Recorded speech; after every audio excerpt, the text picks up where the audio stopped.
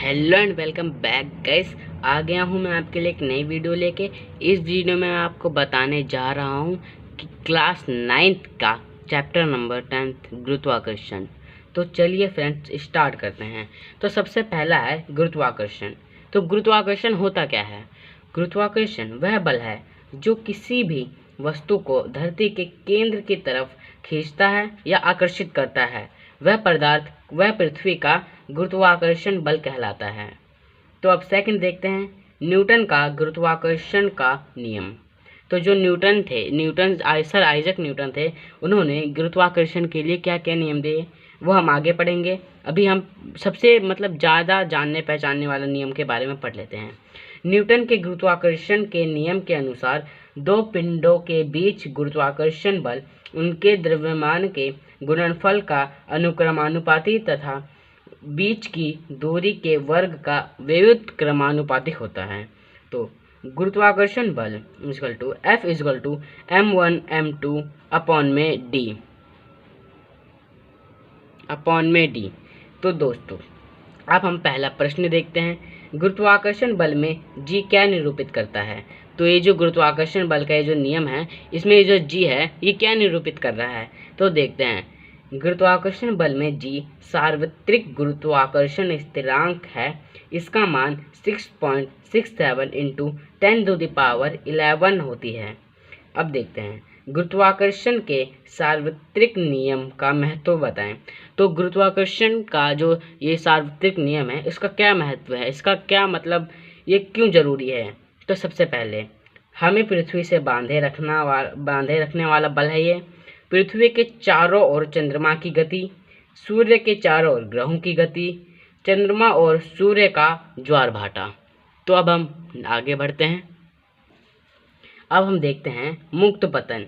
मुक्त पतन क्या है? मुक्त पतन किसी वस्तु का पृथ्वी के गुरुत्वीय बल के प्रभाव में पतन गिरना मुक्त पतन कहलाता है। जैसे हम कभी कभी पत्थर फेंकते हैं आसमान में, तो वह कुछ ऊंचाई तक जाने के बाद नीचे गिरने लगता है, वह मुक्त पतन में गिरता है। और वह किसकी वजह से गिरता है? पृथ्वी के ग्रेविटेशनल फोर्स के कारण। अब देखते हैं गुरुत्वीय त्वरण। ये गुरुत्वीय त्वरण क्या है? स्वतंत्र रूप से गिरती हुई वस्तु में पृथ्वी के गुरुत्वाकर्षण बल के कारण उत्पन्न त्वरण गुरुत्वीय त्वरण कहलाता है।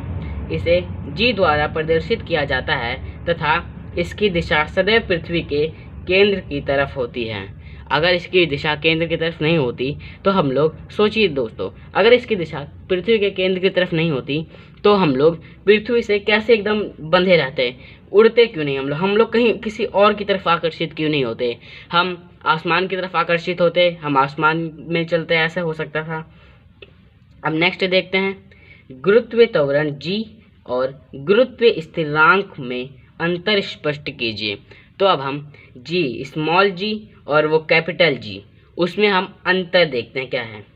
गुरुत्वीय त्वरण, इसका मान 9.8 मीटर प्रति सेकंड स्क्वायर होता है और गुरुत्वीय स्थिरांक, इसका मान 6.67 × 10⁻11 होता है। और गुरुत्वीय त्वरण, इसका मान भिन्न भिन्न स्थानों पर भिन्न भिन्न होता है। गुरुत्वीय स्थिरांक, इसका मान सदैव स्थिर रहता है, यह कभी नहीं बदलता। गुरुत्वीय त्वरण यह एक सदिश राशि है। गुरुत्वीय स्थिरांक यह एक अदिश राशि है। अब आगे देखते हैं। अब आगे हम पढ़ेंगे द्रव्यमान और भार के बारे में संक्षेप में लिखिए। तो अब हम देखते हैं ये है क्या। पहले द्रव्यमान देखेंगे, फिर भार देखेंगे। अब देखते हैं, द्रव्यमान किसी वस्तु में निहित पदार्थ का परिमाण द्रव्यमान कहलाता है। यह एक अदिश राशि है। इसका सिर्फ परिमाण होता है, दिशा नहीं होती। इसका सही मात्रक किलोग्राम है, जिसे केजी से प्रदर्शित किया जाता है। किसी वस्तु का द्रव्यमान सर्वत्र समान रहता है। द्रव्यमान को m से प्रदर्शित किया जाता है। किसी वस्तु पर द्रव्यमान शून्य कभी नहीं हो सकता। तो जो द्रव्यमान है ये शून्य कभी नहीं हो सकता। ये इंपॉर्टेंट पॉइंट है, ये आप जरूर याद करिएगा। अब देखते हैं भार।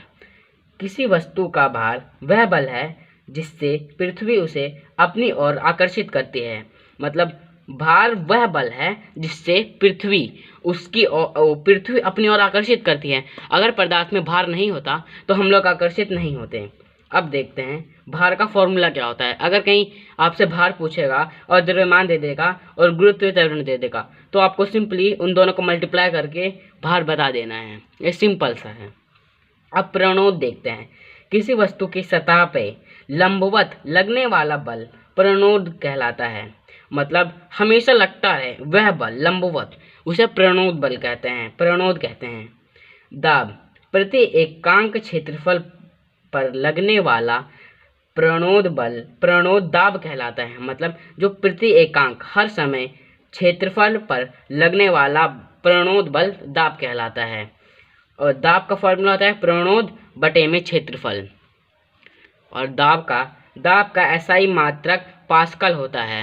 दाब का एसआई मात्रक पास्कल होता है। यह पीए से प्रदर्शित किया जाता है। दाब को प्रभावित करने वाले कारक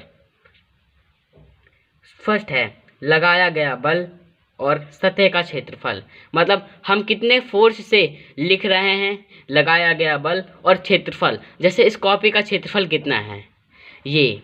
तो दोस्तों आज की वीडियो में आपको जानने के लिए बहुत अच्छी अच्छी चीज़ें मिली। जो मैंने आपको बताया वो आप ज़रूर याद करिए, ये सब पेपर में अवश्य पूछे जाएंगे। तो दोस्तों ये वीडियो आपको कैसी लगी मुझे कमेंट सेक्शन में ज़रूर बताइए। एंड और इस वीडियो को आप अपने दोस्तों के पास भी शेयर करें। Thank you.